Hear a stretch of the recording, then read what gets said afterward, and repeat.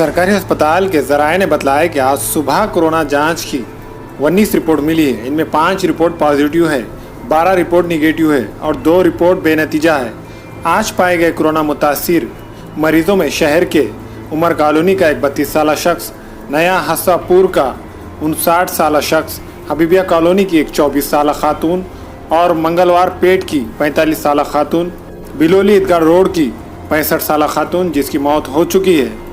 नांदेड़ में अब कोरोना मुतासिरीन की तादाद 428 हो गई है और मरने वालों की तादाद 19 हो गई है। कल जांच के लिए रवाना किए गए नमूनों की मजीद रिपोर्ट आज शाम तक मिल सकती है। शहर के साथ साथ दही इलाकों में कोरोना का फैलाव बढ़ते जा रहा है। हमारे यहाँ फर्नीचर, पलंग, सिंगारदान, शोकेस, सोफा सेट, अलमारी, dining table, office table, chair, computer table, Neel Kamal furniture और दीगर कंपनियों के फर्नीचर दस्तियाब है। एक मरतबा तशरीफ लाकर खिदमत का मौका दे।